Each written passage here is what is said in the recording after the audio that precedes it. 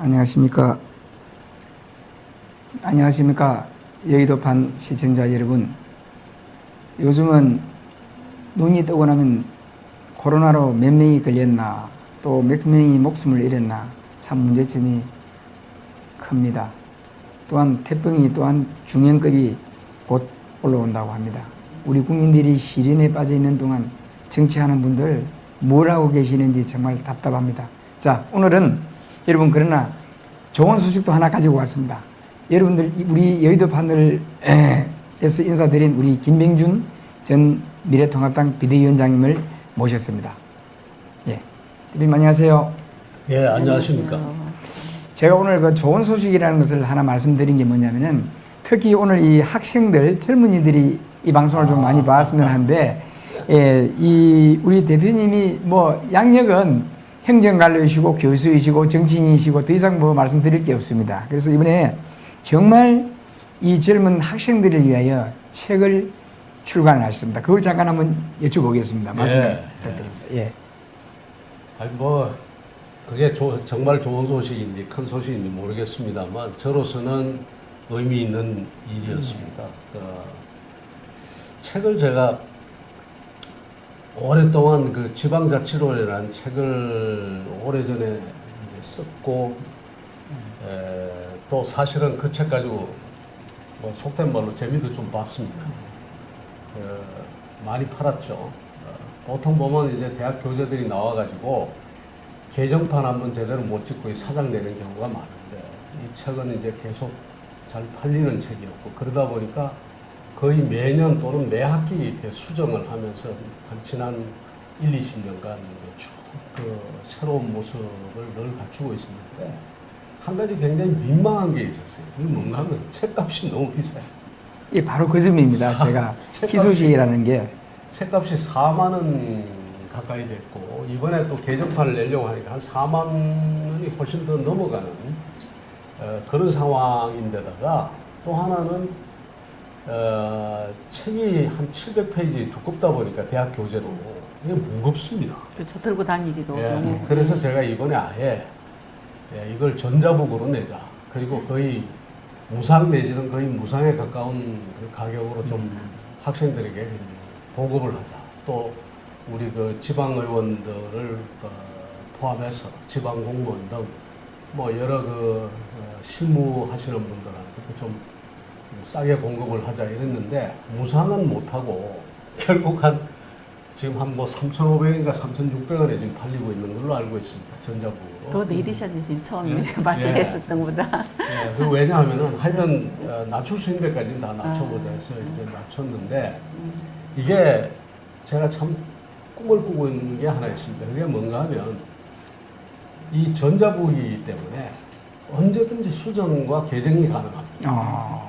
종이책을 찍어 놓으면 수정과 개정이 예, 불가능하죠. 그 다음에 예. 또 하나는 여기 이제 상호 독자와의 이제 상호 소통을 통해 가지고 읽다가 어떤 지방 공무원이 읽다가 우리 생각은 이렇지가 않다라든가, 또 아니면 우리도 소개하고 싶은 좋은 사례가 있다 하면 저한테 이제 그 블로그를 통해서 연락을 주시면 그게 제가 판단하기에 좋다 싶으면 그걸 링크를 시켜줍니다. 그게 정말 좋은 점이네요. 그래서 말하자면 이 책이 단순히 어떤 나만의 책이 아니라 사실은 전자북으로 지금 내놓는 순간에 우리들의 책이 되고, 그 다음에 다 같이 만들어가는 일종의 위키북이 되는 겁니다. 그래서 이 아주 낮은 가격, 무상에 가까운 낮은 가격에 서로가 소통할 수 있는 책, 그리고 다 같이 만들어가는 위키북, 이런 점에서 일종의 말하자면 새로운 시도가 아닌가 나는 그렇게 생각하고 있고요. 어쨌든 세상은 앞으로 이렇게 소통과 공유 이런 쪽으로 흐르고 있으니까 그런 흐름을 좀 따라가는 그런 작업이 아니었나, 제 스스로 그렇게 위로를 하고 있습니다. 예, 그래서 제가 앞전 소개가 희소식이다. 그리고 이 지방자치제를 공부하고 싶은 분들, 또한 젊은 학생들 책값이 너무 비싸고, 또한 제가 좀 죄송한 얘기지만은 물론 교수님들이 학생들을 위해서 많이 봉사를 합니다만은, 그러나 책들이 거기 가보면 책값이 너무 비싸요.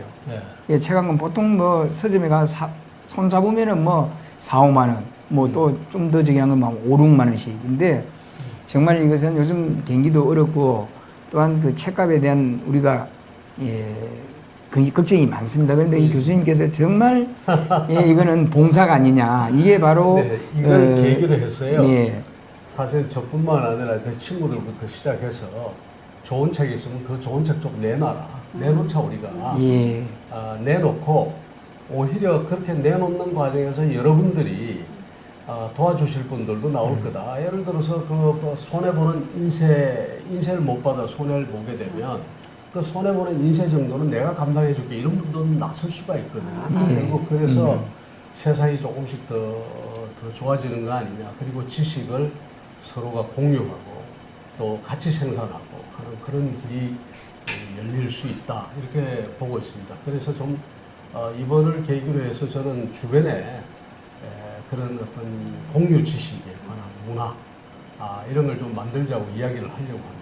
정말 좋은 방법 같아요. 네. 왜냐면 저도 이제 공부를 늦게 시작했는데요. 하다 보면 진짜 이런 부분은 이렇게 조금 변화줬으면 좋겠다 하는 그런 내용도 있었는데 지금 대표님께서 그걸 바꿀 수 있는 의견을 주면 같이 공유하면서 바꿀 수 있는 그런 계기가 지금 됐다는 제가 것 아까 같아요. 말씀드린 것처럼 제 책 같은 경우는 거의 매년 수정하고 개정을 했습니다.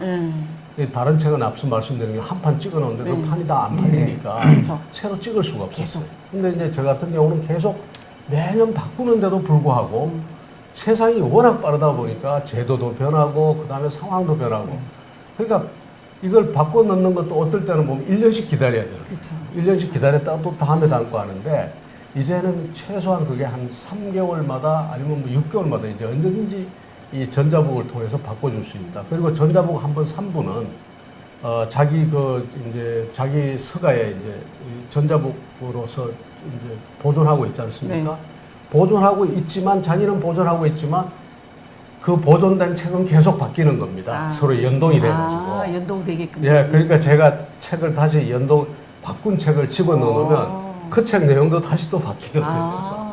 그렇기 때문에 그 여러 가지로 계속 그 업데이트되는 정보를 계속 가지고 있을 수가 있죠. 그래서 새로운 문화다. 제가 그렇게 이야기 드리는 겁니다. 예, 아마 이 책이 우리나라에서는 최초로 이렇게 출간하는 게 전자북 책은 예. 많았는데요. 네네. 전자북 책은 많았는데 이제 제가 대학 교재가 이렇게 전자북으로 나온 거는 사실은 그렇게 많지는 않았거든요. 예. 그다음에 또 하나는 이 단순히 어떤 전자북으로 낼 뿐만 아니라 이렇게 상호 소통의 문화, 블로그라든가 이런 것을 만들어서 상호 소통의 그 체제를 만들고 하는 건 아마 아주 드문 케이스가 아니었나 이렇게 생각합니다. 예, 정말 예. 이 출간하시려고 책을 쓰시려고 그러면은 정말 힘드신 걸로 알고 있는데 이 젊은 우리 학생들을 위해서 또 지방자치제를 공부하고 싶은 분들에서 정말 이거는 희소식이 아닐까. 또 궁금한 점이 있으면은 예, 우리 김병준 페이스북에 들어가면 아마 내용이 좀 올라와 있지 않을까 생각이 됩니다. 이게 좀 변명 같습니다만 이제 사람에 따라서 생각하는 바가 다 다른데 선거에 졌지 않습니까? 제 자신도 출마해서 떨어졌고 그런데 선거에 떨어지고 난 다음에 이제 억울함이 있죠, 다들. 그렇죠. 예, 억울함이 있고 또 한편으로는 선거가 이게 제대로 된 선거였냐, 부정도 있지 않았냐, 온갖 이야기가 다 나올 수 있는데 그러나 기본적으로 저는 이제 어떻게 생각했는가 하면 일단 졌다는 겁니다. 일단은 졌다. 그 국민의 선택을 받지 못한 거죠. 그렇다면 그것이 상대방이 저지른 부정에 의해서건 아니면 우리가 부족해서 그랬건 아니면 상대적으로 우리가 어떤 열세에 있었건 여러 가지 이유가 있을 텐데 일단 진 사람으로서는 한 몇 개월간 근신을 하면서 그 무엇이 잘못됐는지를 한번 곰곰이 생각을 해보자 라는 생각을 가졌습니다. 그래서 한 석 달을 그렇게 보냈거든요. 보내는데 그 근신을 하기에 가장 좋은 것 중에 하나가 공부를 하는 거예요. 책 쓰시고. 그래서 책을 쓰고 그 다음에 간간히 무엇이 잘못되었나. 그래서 이 한편으로는 책 고치는 작업에 아주 몰두를 하고 그러면서 무엇이 잘못되었는가에 대해서도 이제 많은 생각을 했습니다. 그래서 한편으로는 이 책을 내놓고 또 한편으로는 오늘 페이스북에 이제 바로 첫 번째 글을 올렸습니다만 연작 시리즈로 우리가 무엇이 잘못되었는가를 지금 이야기를 하려고 합니다.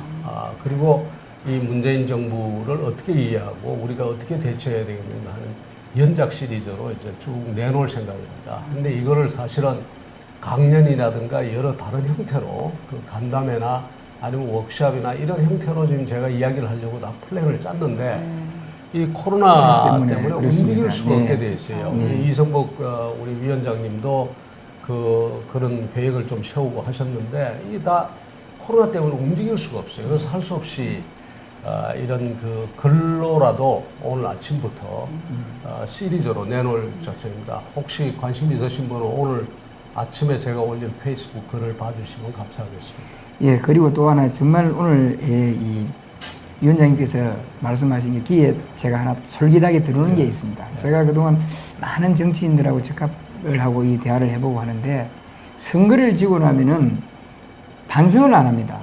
맘 핑계를 대요. 또 하나는 이기고 나면은 기고만장해집니다.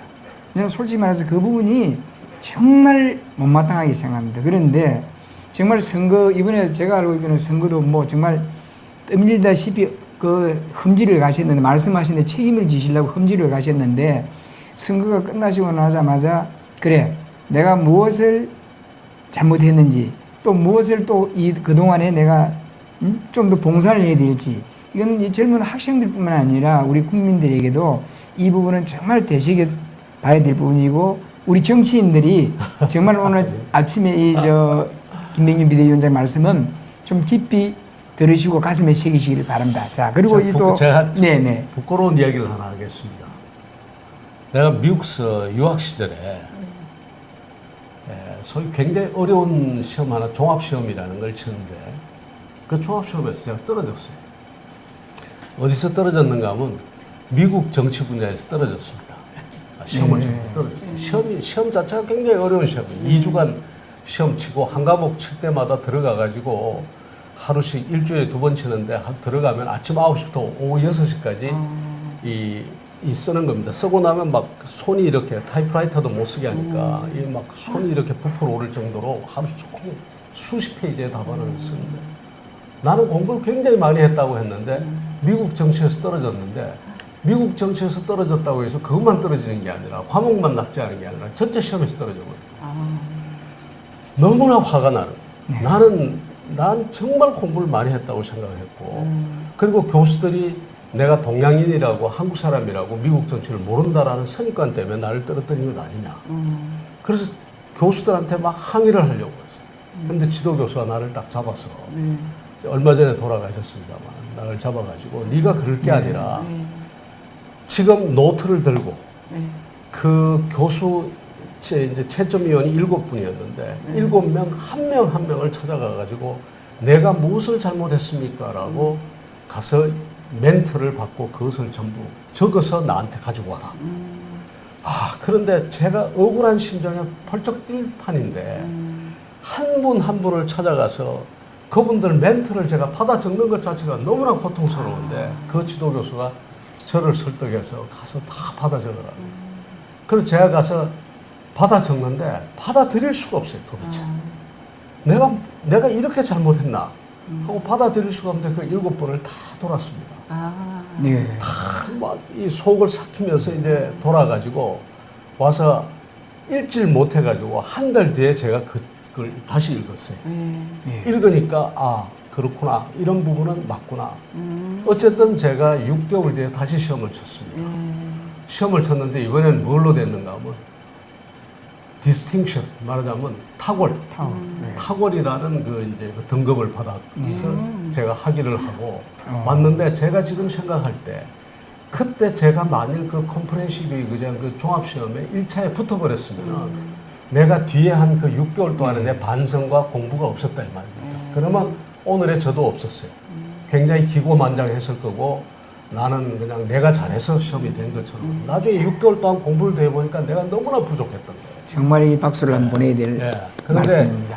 그때 경험이 아직도 있습니다. 많은 분들이 너는 왜 당신은 말이야 왜 선거에 떨어지고 난 다음에 와서 그 억울함을 다 표시하지 않느냐 하는데 억울한 것도 있고 잘못된 것도 있고 또 잘한 것도 있고 다 있습니다. 삭히면서 지난 석 달을 보냈는데 그 결과물을 오늘 아침부터 이제 제가 글로 쓰기 시작한다는 게. 그 결과물을 그럼 쭉 시리즈로 이제 쓸 네, 계획이시구나. 쓸 예. 아무튼 여러 가지로 앞으로 우리 위원장님에게 거는 기대들이 참 큽니다. 또 그리고 이게 또 시간에서 하나 이 골치 아픈 얘기를 안 할 수가 없습니다. 이 되도록이면 정치 얘기 좀 안 했으면 저도 좋겠는데. 아이고 정치 이야기 해야죠. 정치. 예, 여기 이게 여기 너무 골치가 아프니까 지금 통합당이 당명을 개정한다고 아마 오늘 또 재심의를 한다고 들었는데 그 당명이 뭐냐면 국민의 힘이라고 합니다. 근데 저는 좀 모르겠습니다. 이해가 좀 상당히 안 가는 부분이 많습니다. 그 점에 대해서 어떻게 생각하는지 오늘 한 말씀 부탁드리겠습니다. 집에서 애 이름을 하나 지어도요. 짓고 나면은 이분들 전문들이 아이고 이름 이쁘다는 사람도 있고 아이고 이름을 왜 그렇게 지었나 하는 사람도 있거든요. 그래서 이름 짓는다는 게 사실은 쉬운 일은 아닙니다. 쉬운 일은 아닌데 저는 과정과 결과 다에 있어서 조금 아쉬운 점이 있습니다. 조금이 아니라 꽤 아쉬운 점이 있습니다. 우선 과정이 이렇습니다. 이게 좀 사람 이름이 지금 이름은 굉장히 상징적인 것 아닙니까? 그 부모가 이름을 자식 이름을 하나 지어줄 때도 정말 고민을 해서 온갖 그 나름 생각을 담아서 짓는데 우리가 과연 생각을 제대로 정리를 했느냐? 당의 미래와 그 다음에 당의 지금 현실 그리고 앞으로 추구하는 이념 이런 부분에 대해서 정말 깊이 고민했느냐를 제가 한번 묻고 싶어요. 그 예를 들어서 이런 겁니다. 시대가 지금 어느 쪽으로 변하고 있는가 하면은 제가 봐서는 굉장히 집체주의적인 그런 시대에서 어느 쪽으로 가는가 하면 개인의 자유를 확대하는 또 개인과 개인 간의 연결을 강조하는 그런 집단이라든가 뭐 단결이라든가 이거보다는요 개인 간의 연계 그 다음에 있다가 없어지는 플랫폼들 이런 쪽으로 세상이 굉장히 빠르게 변하고 있거든요. 그렇다면 기본적으로 굉장히 개인주의적이고 자유주의적인 그런 사상이 좀 당기는 것이 이게 보수의 철학입니다. 또 자유는 보수의 기본적인 개념이기도 하고요. 꼭 자유라는 이름을 넣으라는 이야기가 아니라. 근데 왜 제가 이야기를 드리는가 하면 국민이라는 게 무슨 말인지 알겠습니다. 국민 주권, 뭐 국민의 국가, 뭐 다 무슨 말인지 알겠는데 뭔지 모르게 국민이라는 것은 좀 더 집체주의적이고 집단적인 그 어감이 있습니다. 과연 그런 부분에 대해서 얼마만큼 큰 고민을 했느냐. 이런 이제 질문을 던질 수 있죠. 국민을 쓰더라도 그것이 아니라는 것을 국민들에게 이야기를 해줘야 돼요. 지난번에 내가 민부론이 나올 때도 똑같은 이야기를 들었거든요. 민이라는 것 그 자체가 무슨 뜻인지는 알겠는데 굉장히 집단적이고 집합적인 개념입니다. 제가 그 이전에 했던 아이노믹스, 개인을 중심으로 한 그 경제, 개인의 창의성과 개인 간의 연결을 통한 그 경제하고는 정반대되는 어감을 가지거든요. 이번에 국민의 힘 했을 때 국민이라는 것이 과연 그렇게까지 생각을 했느냐. 오히려 옛날에 자유한국당 같은 경우는 자유가 있고 그 다음에 국가가 있었거든요. 그런데 지금은 집합적인 개념만 있단 말이에요. 그래서 얼마만큼 고민을 했느냐를 이 당명을 택하게 될 경우에는 밝혀주셔야 됩니다. 그 다음에 또 하나가 이것이 그러니까 과정상 그런 게 있단 말이에요. 이게 좀 철학과 이런 것이 다 정리가 되고 난 다음에 이거 꼭 100일에 그렇게 맞출 이유 없습니다. 비대위 끝날 때 당명 개정하는 것이 오히려 덜 오를지도 몰라요, 사실은. 저도 그게 공감합니다. 좀 더 그 논의를 했으면 좋겠다. 기왕 지금 이렇게 가는 거니까 더 이상 제가 가타부타 이야기를 드리고 싶지 않습니다만 그런 과정의 문제, 또 결과로서 나오는 그 의감의 문제, 또 그 다음에 이것이 또 여러 가지 시비가 걸립니다. 어떤 누가 먼저 사용했던 말이다. 아니면 다른 당이 이미 쓰고 있던 단어가 들어가 있던 이런 여러 가지 이야기가 있는데 좀 더 우리가 좀 과정을 철저하게 관리하고 또 철학적 기반을 좀 더 단단히 했더라면 좋았을 걸 하는 그 큰 아쉬움이 있습니다. 예. 다음으로 이제 정말 이거 또 하나 이제 더불어민주당 이낙연 당대표가 당선이 되셔서 이낙연 체제로 좀 가게 되었습니다. 과연 야당과의 그 상식 문제라든지 전국 현안에 대해서 어떻게 풀고 갈 것이라고 지금 전망하고 계십니까? 예. 오늘 아침에 제가 글을 썼습니다만 이 정부 자체가 상당히 전체주의적이고 국가주의적인 정부입니다. 자, 이 이념을 앞세우거든요. 이념을 앞세우는데 아주 잘못 저급한 이념을 앞세우는데 그 이야기는 뭔가 하면 자신들이 옳다고 생각하고 그 옳은 것은 설득과 타협을 통해서 하는 것이 아니라 시간이 없으니까 국가 권력을 동원해서 마구 누르면서 일단 끌고 가고 보자 이렇게 생각하는 겁니다. 그런데 이제 아마 이것이 민주당이 지금 잠깐 바뀌는 지금 입장에 있거든요. 뭐가 바뀌는가 하면은 일단 지금 대선을 치러야 됩니다. 그리고 이제 대선 체제로 곧 이제 이렇게 전환이 될 거고 대선 후보들이 나올 겁니다. 이낙연 네. 대표도 그 중에 한 사람. 네. 이 대선 후보는요, 여론을 존중하지 않을 수가 없어요.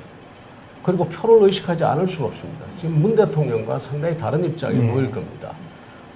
속으로는 똑같다 하더라도 겉으로는 일단 많은 유화적인 제스처를 좀 네. 취해야 돼요. 이미 지금 대표 수락 연설이라든가 이런 데 벌써 유화적인 제스처가 네. 좀 들어있죠. 네. 나는 이게 진심은 아니라고 봅니다만 이 정부나 이때 여당에. 그러나 어쨌든 유화적인 제스처를 취하려고 노력은 할 것이다. 그러면서 그 속은 어쨌든 간에 그러면서 이 여당 안에서 아마 또 파열음이 좀 일어날 수도 있습니다. 그 대선 때까지.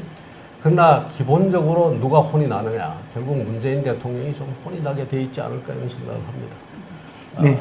우리 그다음에 이수연 위원장님께서 네. 정말 뭐 더불어민주당 지금 현 정부 부정부패는 정말 이루 말할 수가 없습니다. 그 답답한 점 한번 질문해 주십시오. 지금 보면 그 문재인 정부 들어서면서 특히 집권 여당인 그 지금 김홍걸 지금 국회의원이요. 저기 며칠 전에 이제 지금 27일쯤가 보도된 사안을 보면은 그 아들 요즘에 주택 문제로 가지고 지금 많이 논제가 되고 있는데요. 그 주택을 그 약 강남에 있는 게 저기 20억? 20억 간다고 지금 돼 있더라고요. 그래서 그 20억 되는 집을 뭐 매각하겠다고 지금 내놨다고 하면서 그 이제 살짝 보니까 매각은 안 하고 뭐 둘째 아들한테 정장인 그 그것도 부분. 전직 대통령이 또 노벨 아들. 평화상을 네. 받은 대통령의 아들입니다. 참 답답합니다. 예, 그러다 보니까 이제 그 이득을 좀 그 챙길 수 있는 이런 부분이 있고 또 하나는 보면 이 주식으로 인해 가지고 지금 또 그 대북 보면 정보 보고받는 김홍걸 남북 경합주를 이제 주식을 매입했더라고요. 그래서 원래는 이 국회의원이 3천만 원 뭐 이하야만 그 이 상임위 그 통일 외교통일위원회에서 이제 소속으로 할 수 있는데. 지금 3천만 원 넘었단 말이에요. 지금 금액이 1억 3,730만 8천 원이더라고요. 근데도 지금 아직 이 상임위 소속에서 원래 한 달 정도에 다 이제 그 서류를 내서 심사 요청을 해서 한 달 정도는 괜찮지만 지금 벌써 3개월이라는 그 시간이 다 돼 가는데도 아직 지금 이 상임위 믿는 거예요. 자, 그 점을 우선 되게 부럽네요. 예. 집을 두 채씩 가지고 있고 돈도 그렇게 집도 비싼 집을 그렇게 예. 가지고 있는.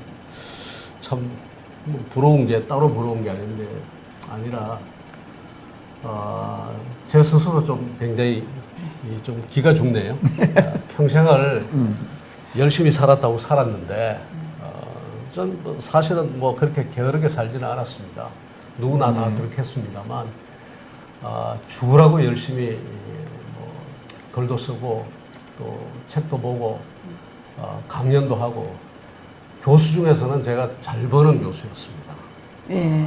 아니 그리고 문재인 노무현 대통령 정부에서는 예. 우리가 보통 말하는 실세였는데 그때 좀 예, 집이라도 한 이제 두채 이게 사오시지 그랬습니까?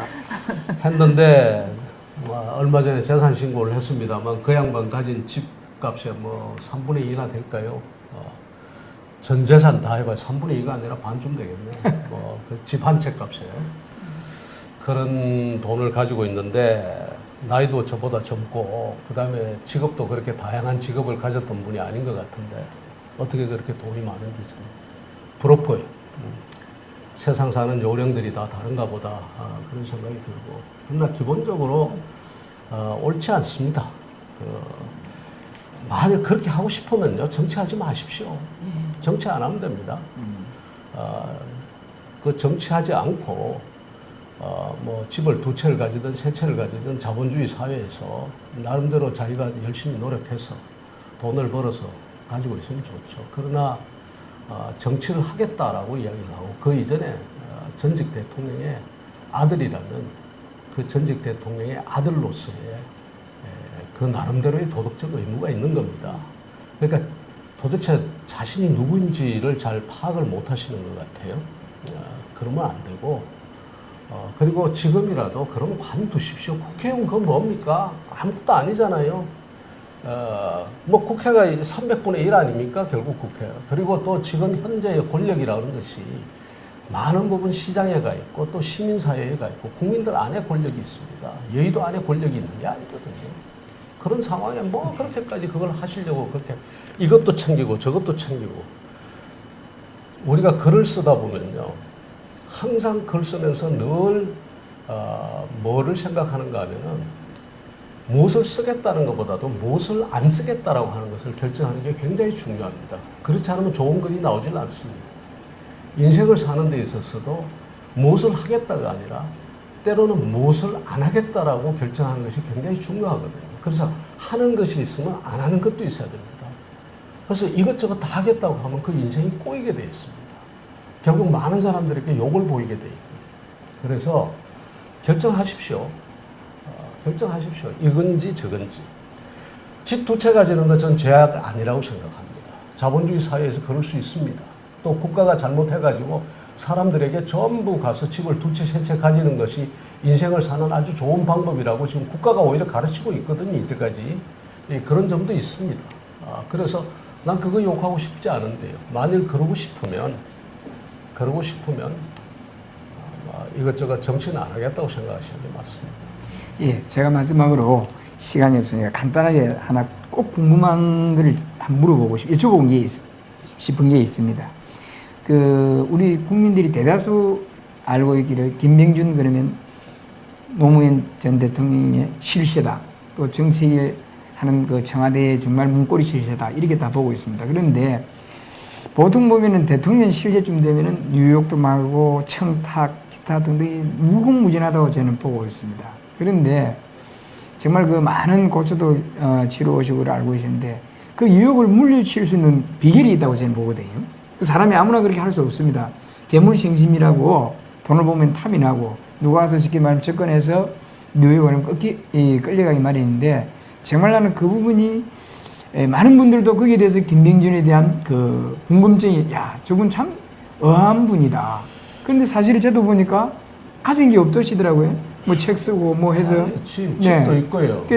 집이 집도 있고 우리 어머니 유산이 뭐 조그마한 대구에 조그마한 아파트 그 형제들끼리 다 나눠서 말하자면 공동 소유로 돼 있는 어머니 유산도 뭐 한 20평짜리 아파트 하나 있고 그래 있습니다. 그래서 제가 잠깐 그걸 왜 여쭤보느냐면요. 정말 정치를 하시려면은 기본적으로 깊이는 제가 다는 알 수가 없지만은 그래도 우리 김명준 위원장님 같은 기본은 가지고 계셔야 되지 않겠느냐. 그런 내가 말씀이기 때문에 오늘 한번 여쭤보고 싶은 겁니다.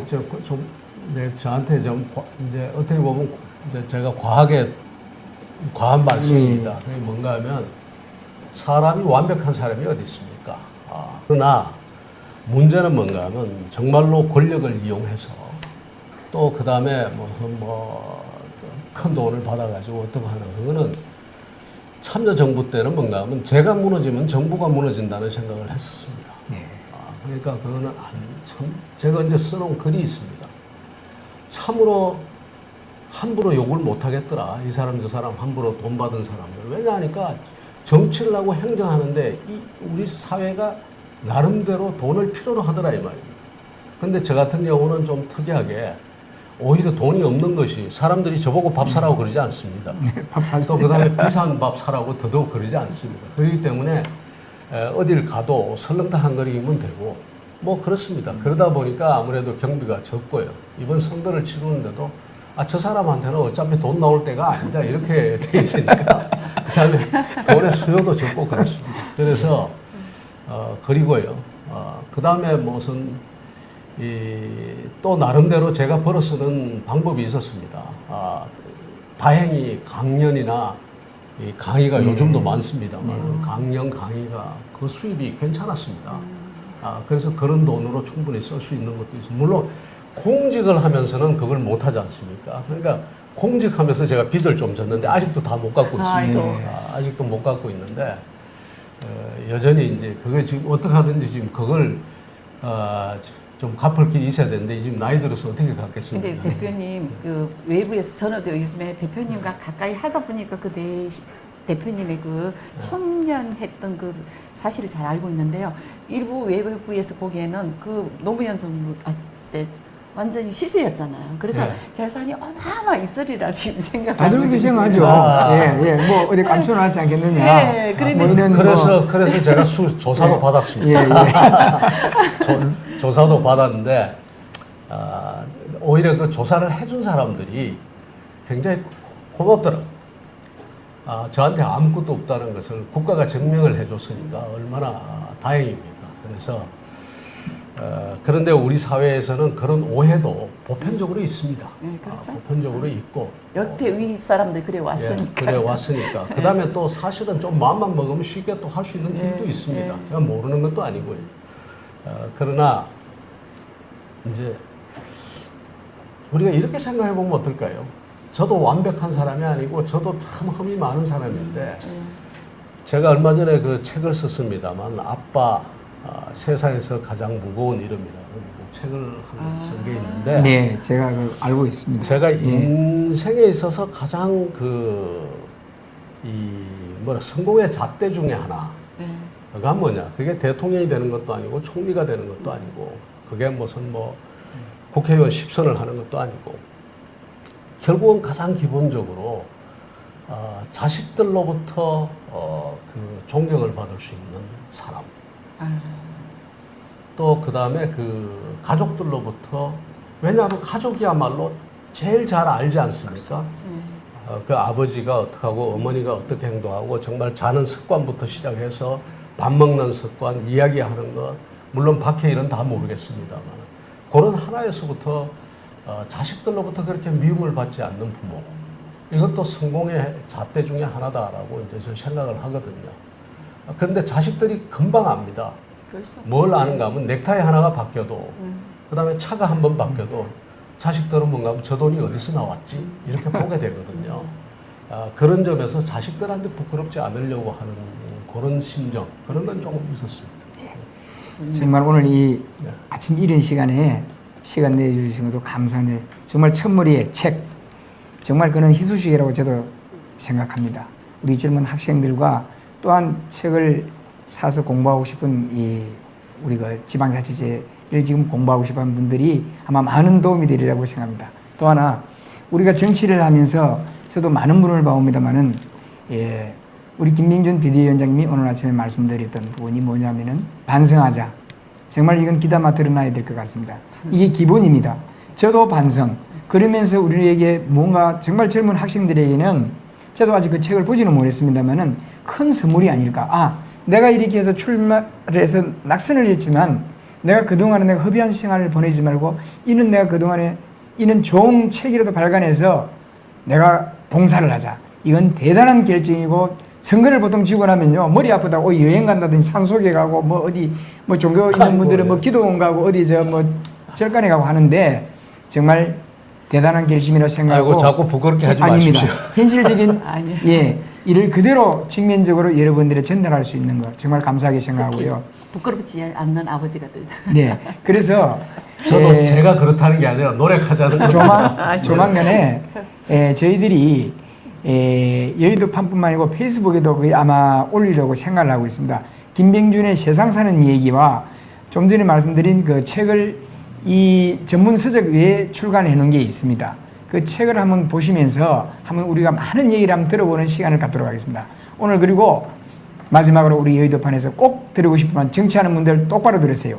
근무 10년이라고 했습니다. 왕은 백성을 바꿀 수가 없습니다. 그러나 백성은 왕을 바꾼다는 것을 명심하십시오.